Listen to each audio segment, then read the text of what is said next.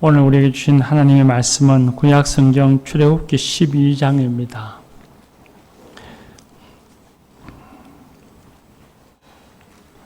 (12장) 37절에서 42절의 말씀입니다. 구약성경 100쪽에 있습니다.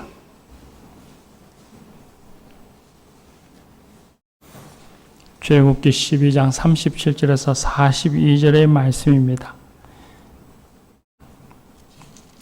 이제 하나님의 말씀을 경청하시겠습니다. 이스라엘 자손이 라암셋을 떠나서 숫곳에 이르니 유하웨에 보행하는 장정이 60만 가량이요 수많은 잡족과 양과 소와 심이 많은 가축이 그들과 함께 하였으며 그들이 애굽으로부터 가지고 나온 발교되지 못한 반죽으로 무교병을 구웠으니 이는 그들이 애굽에서 쫓겨남으로 지체할 수 없었음이며 아무 양식도 준비하지 못하였음이었더라. 이스라엘 자손이 애굽에 거주한 지 430년이라. 430년이 끝나는 그날에 여호와의 군대가 다 애굽 땅에서 나와선적 이 밤은 그들을 애굽 땅에서 인도하여 내심으로 말미암아 여호와 앞에 지킬 것이니 이는 여호와의 밤이라. 이스라엘 자손이 다 대대로 지킬 것이니라. 아멘. 이 말씀으로 하나님이 은혜 주실 줄 믿습니다. 이 시간에 마타나 중창단 나와서 찬양하겠습니다.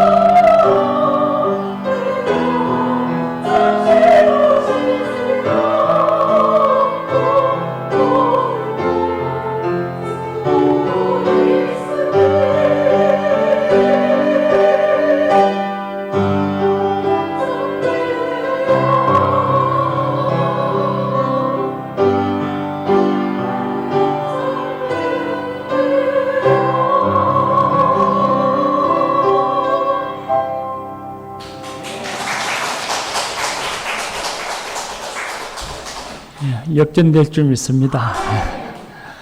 예. 중찬자 이름이 마타나입니다. 마타나라고 하는 이름은 하나님의 선물이라는 뜻의 히브리어입니다. 그래서 본인들 개인이 하나님의 선물이라는 의미도 있고 또 예배 찬양으로 섬기는 것이 하나님의 선물이라는 의미가 있어서 마타나 중창단이라고 이름을 정했습니다. 멤버가 한 7명 되는데 집안에 장례가 있어서 참석 못하고 회사에서 또 코로나 확진자들과 접촉해서 참석하지 못하고 해서 3분만이 참석했습니다. 적은 숫자이지만 귀한 찬양 감사합니다. 할렐루야. 오늘은 광복절 감사 예배로 우리가 예배를 드리고 있습니다. 제가 사진을 한 장 준비해 왔습니다. 한번 보시죠. 저 사진은 광복을 맞이한 사람들, 그 당시에 대한 국민들이 거리에 나와서 만세를 부르는 사진입니다. 우리 광복절에 가장 많이 회자되어지는 그런 사진이기도 합니다. 그런데 이 사진이 찍힌 날짜가 8월 15일이 아닙니다. 77년 전 8월 15일 오후 12시에 태평양 전쟁을 일으켰던 이란이 나르를 통해서 연합군의 조건을 수용한다는 항복을 선언했습니다. 사진은 내려주셔도 됩니다. 사진을 보지 마시고 잘생긴 저를 봐주십시오. 그런데 이 대한 국민들, 그러니까 그 당시에는 주로 통상적으로 조선인이라고 불렀죠. 대한 국민들은 해방이 되었는지조차도 몰랐습니다.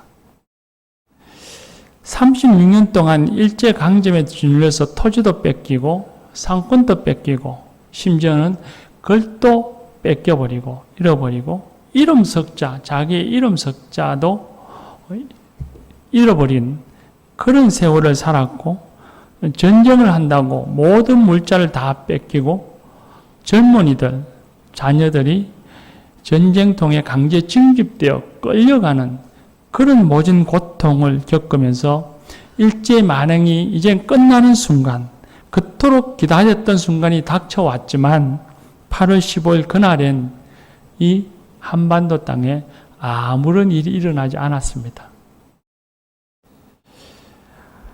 해방되는지조차도 국민들은 몰랐습니다. 이란의 항복 선언이 아주 애매모호한 말들로 수사화되었습니다. 그 말을 라디오를 통해서 듣긴 했지만 무슨 말인지를 몰랐습니다. 심지어 일본 사람들조차도 이란이 하는 선언이 무슨 이야기인지를 몰라서 이해하지 못해서 라디오 해설가가 해설해줘서 비로소 알아차렸다고 합니다. 대한 국민들은 그렇게 이란이 무슨 이야기를 하는지도 알아듣지 못했을 뿐만 아니라 여전히 나라에 일제 순사가 있었고 헌병이 있었고 행정기관들이 버젓이 있으니 광복되었는지를 알 수가 없었습니다. 그래서 그날 하루를 지나면서도 일제강점기의 많은 날들 중에서 하루의 날을 지냈다고 생각하고 모든 국민들이 다 그냥 아무 일이 없는 것처럼 잠자리에 들었습니다. 그런데 그렇게 일본이 패망하면서 이 땅에 그 순간 가장 다급한 사람들이 있었습니다. 바로 조선 총독부였습니다. 패망의 소식을 들은 총독부는 15일 급히 자신들이 안전하게 귀환할 수 있도록 그걸 마련해 줄 수 있는 독립운동가를 찾았습니다. 그리고 독립운동가 여운형 선생을 찾아갔습니다. 대부분의 독립운동가들이 다 해외에 거주하고 있었고 여운형 선생은 국내에 있으면서 국민들의 신망을 받고 있었으니 그를 찾아갔던 것입니다. 그리고 가서 협상을 했습니다. 자신들이 무사히 귀환할 수 있도록 도와줄 것을 청했고 여운현 선생은 조건을 달았습니다. 먼저 감옥에 갇혀있는 모든 독립운동가들, 당시에는 그분들을 정치범 혹은 경제범이라고 불렀습니다. 그들을 모두 석방시켜 줄 것, 추록시켜 줄 것을 요구했고 3개월 동안 식량을 공급해 줄 것을 요구했습니다. 당시는 전쟁이어서 일제가 모든 전쟁을 손에 쥐고 공급하던 때입니다.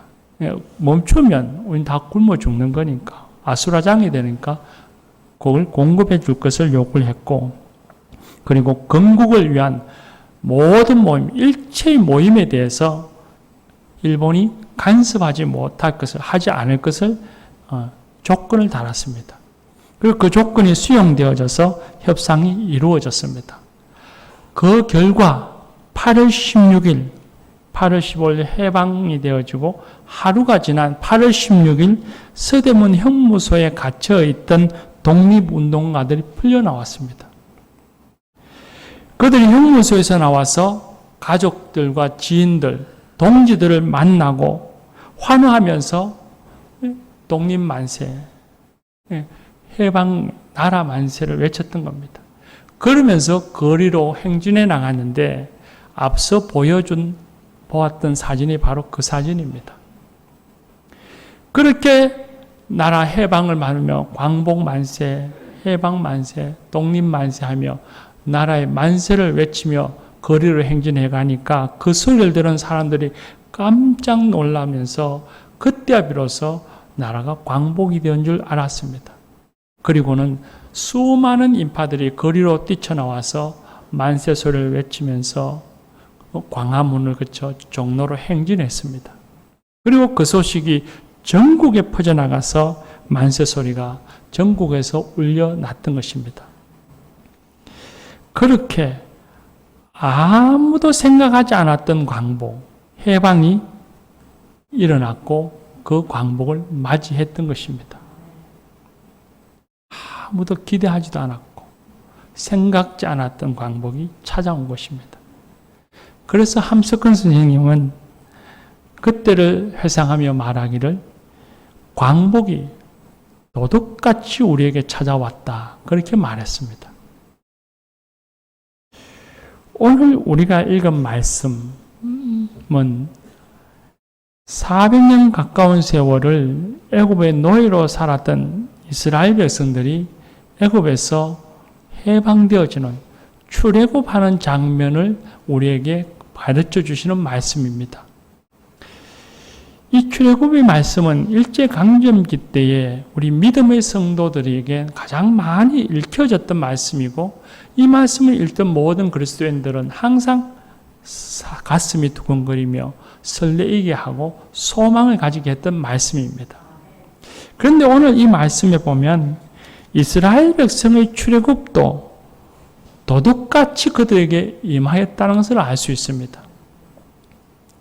39절 말씀에 보면 그들이 애굽으로부터 가지고 나온 발교되지 못한 무교병을 구웠으니, 그 다음 말씀에 이는 그들이 애굽에서 쫓겨남으로 지체할 수 없었으며 아무 양식도 준비하지 못하였음이었더라 했습니다.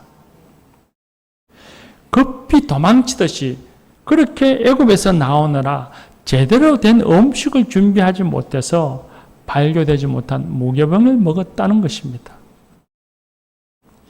그리고 하나님께서는 그렇게 출애굽하는 이스라엘 백성들에게 이 날을 대대로 기억하며 지키라고 말씀하십니다. 우리가 읽은 42절 마지막에 보면 이 밤은 여호와의 밤이라 이스라엘 자손이 다 대대로 지킬 것이니라 말씀하셨습니다. 자자손손이 이 날을 기억해서 지키라는 것입니다. 이 날은 바로 유월절이 지난 무교절입니다. 하나님께서는 유월절과 함께 이 무교절을 기억하여 지키라고 명령하셨습니다. 오늘날 우리도 해마다 광복절을 기억하여 지키고 있습니다. 국가도 내일이면 광복절을 기억해서 아마 행사를 가질 것입니다. 교회도 해마다 광복절 감사 예배를 드리고 있습니다. 그런데 국가는 무엇을 기억하며 이 날을 지키고 있는 것일까요? 교회는 무엇을 기억하며 이 날을 지켜야 할까요?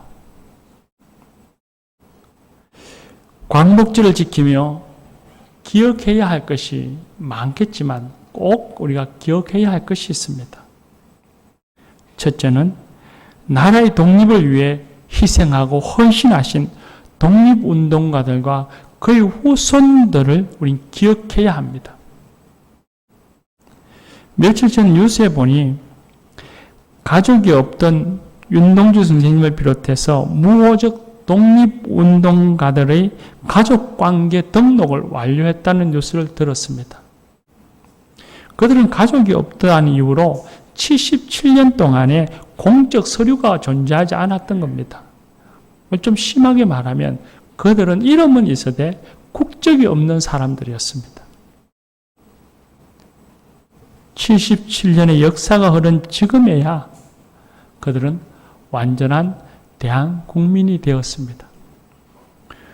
또 뉴스의 한편에 보니까 광복군으로 만주에서 또 저 연해주에서 일제와 싸우다가 죽었던 광복군 17일을 이제야 고국으로 모셔와서 안장한다는 뉴스를 들었습니다. 77년, 두 세대가 훌쩍 지나간 그런 세월이 지나서야 이제 그들의 희생을 기억한다고 하는 것 너무나 부끄러운 일입니다. 그들의 희생을 기억하지 않는 광복절 행사는 무의미할 것입니다. 또 하나는 일제의 만행을 잊지 말아야 합니다. 일본은 패망한 이후에도 성전국인 미국과 독립운동가들을 이간질시켜서 미 군정이 독립운동가들을 멀리하고 친일파들과 손을 잡고 나라를 경영하도록 만들었습니다.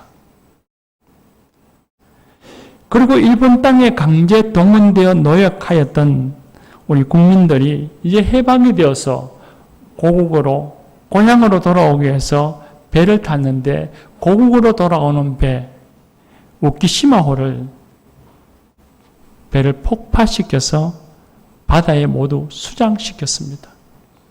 그 배에 타고 있던 사람들이 적게는 8,000명, 많게는 10,000명 가까이 이르렀다고 합니다.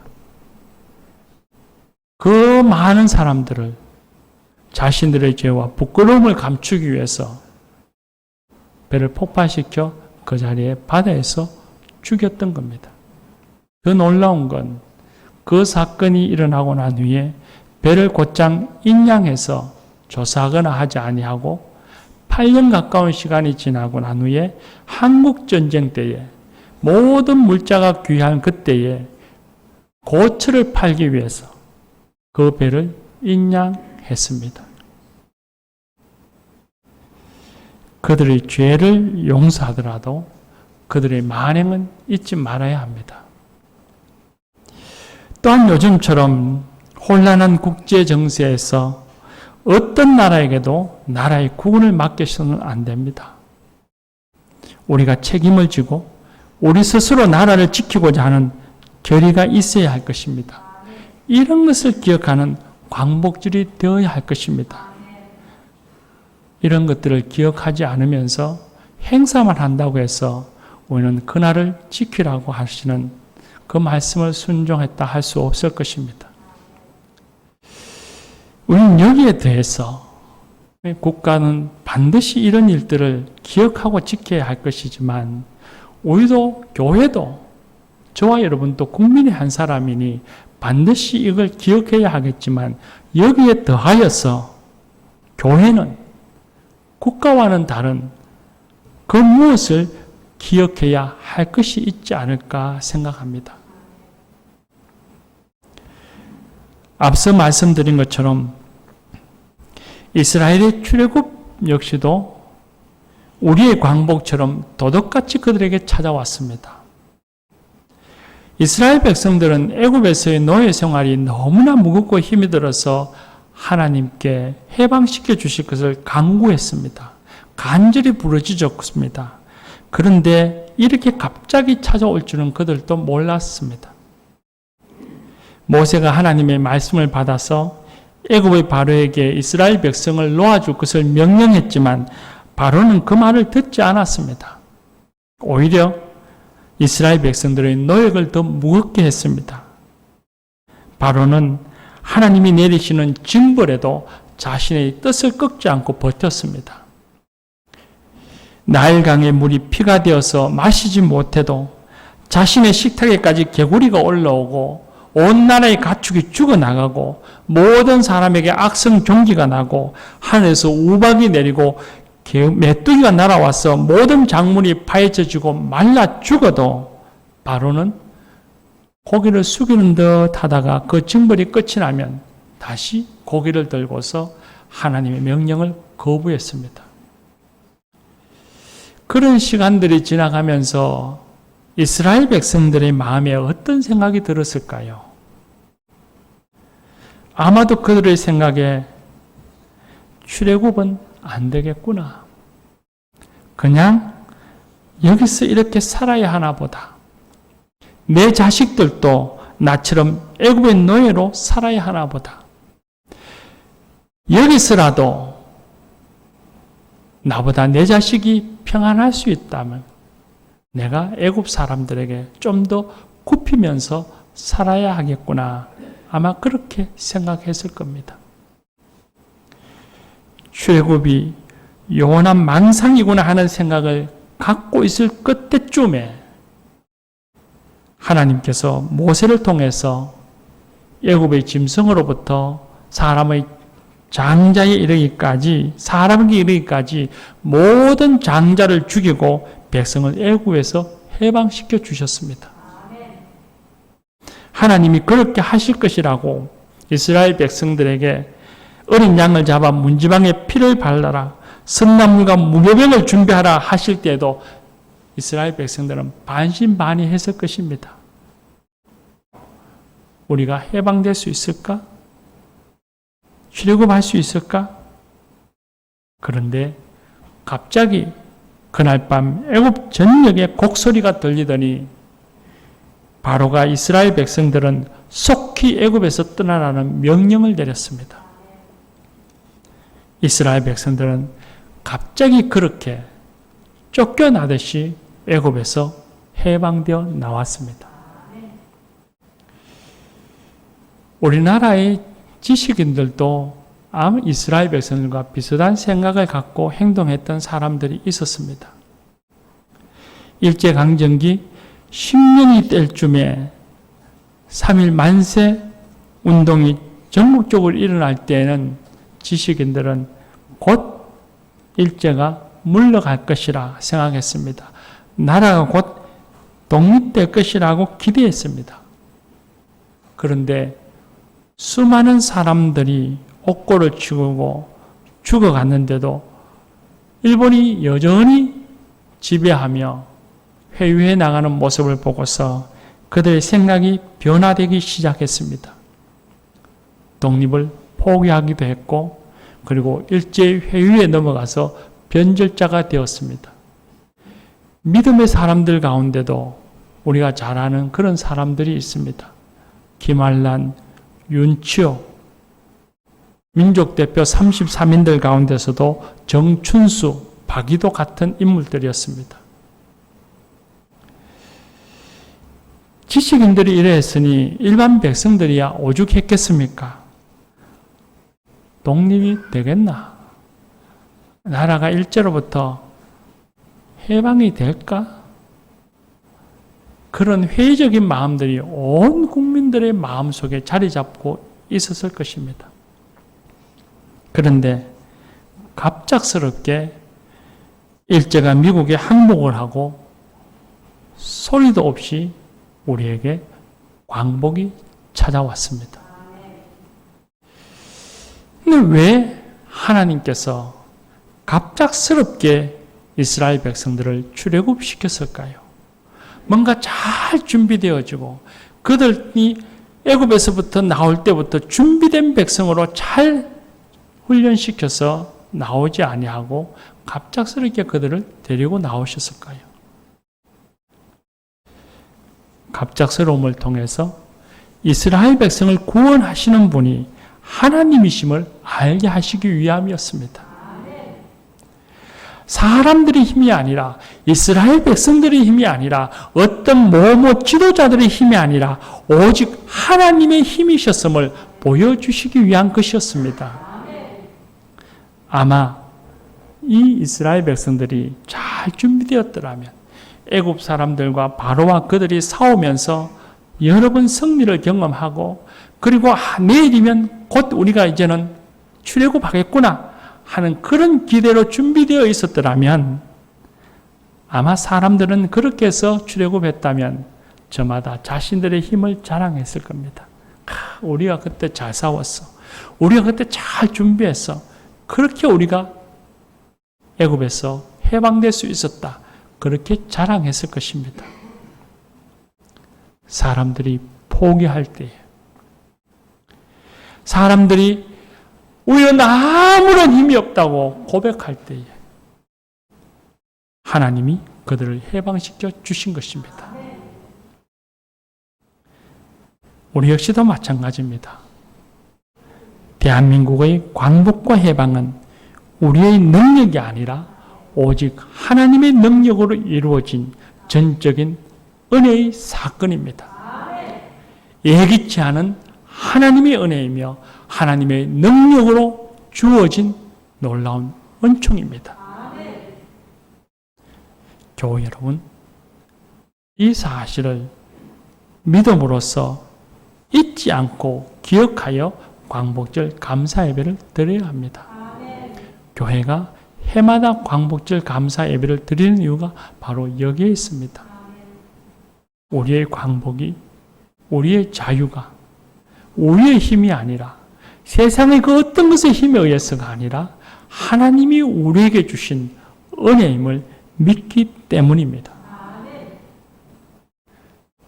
세상 사람들이 뭐라 하든지 그들은 그들 나름대로 이 광복을 평가하고 판단할지 모르지만, 교회와 믿음의 사람들은 하나님이 이 나라를 보호하시고 하나님이 해방을 주셨음을 믿음으로 감사하고 하나님을 찬양하며 살아야 할 것입니다. 두 번째는, 하나님께서는 출애굽을 통해서 하나님께서 백성들을 보호하시는 분이심을 보여주기도 하셨지만 그보다 더 큰 의미가 있습니다.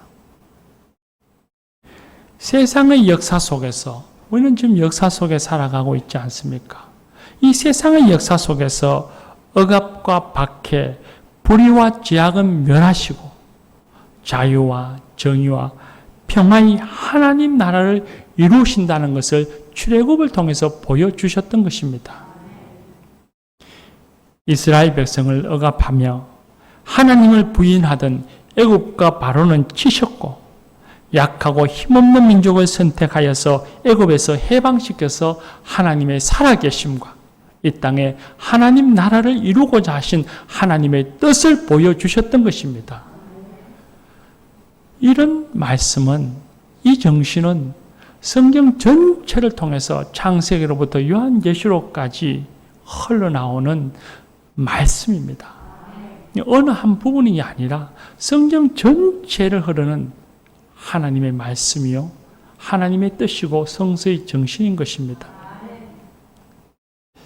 출애굽을 통해서 하나님은 약한 자를 억압하고 박해하며 불의를 행하는 세력, 하나님을 알지 못하여 하나님을 멀리하는 세력은 반드시 멸하시고, 약한 자, 억눌린 자에게 자유와 평화를 주시고 온 세상이 하나님을 알게 하시고자 이스라엘 백성을 애굽에서 구원해 주셨던 것입니다.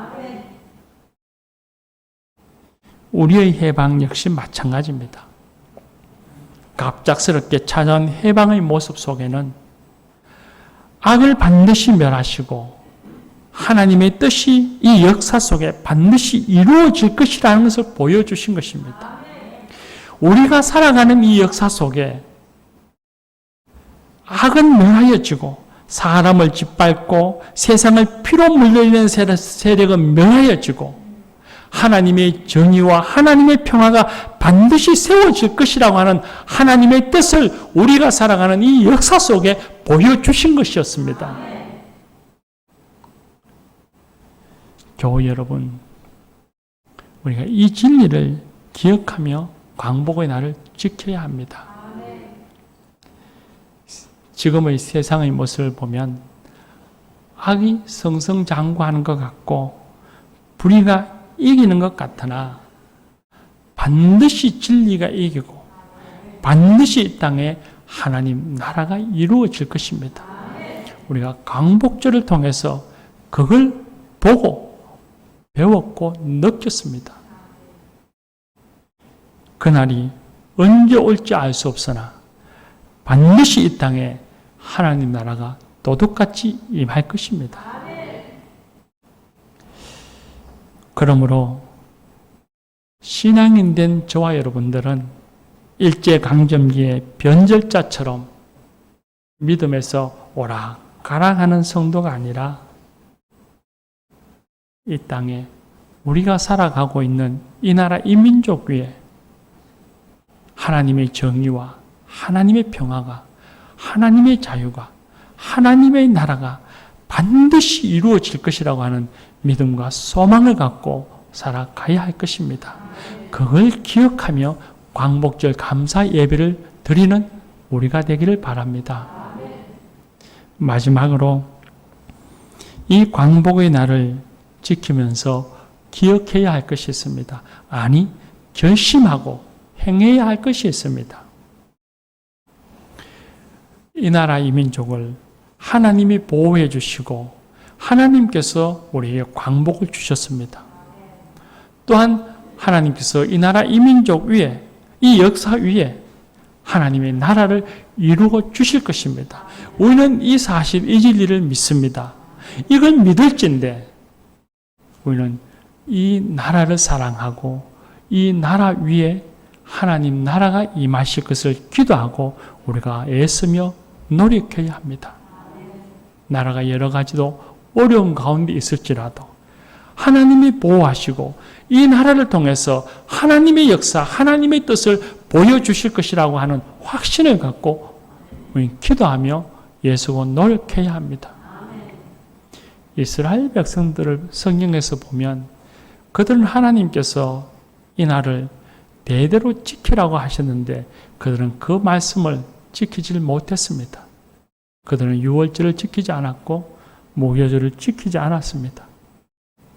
그들은 오히려 가나안 땅에 들어와서는 하나님이 아니라 우상을 섬겼고 하나님의 말씀을 거역해서 약한 자, 소외된 자를 괴롭히고 오히려 그들의 것을 뺏으며 거짓되고 불의하고 악한 삶을 살았습니다.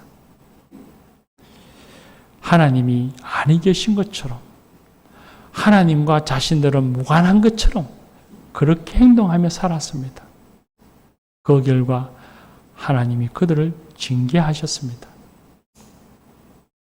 사랑하는 교회 여러분,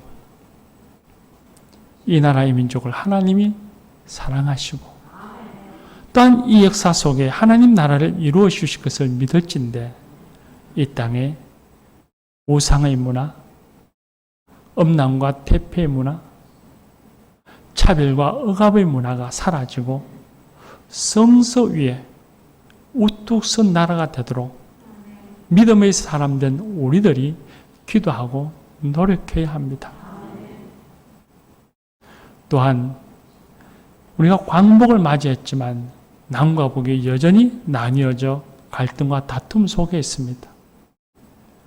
이런 때에 우리 믿음의 성도들이 남과 북이 복음으로 통일이 되어서 화해하고 협력하며 나아갈 수 있도록 우리가 열심히 기도하고 이 나라를 사랑하며 또한 그 일을 할 수 있는 대로 우리가 힘써 수고해야 할 것입니다.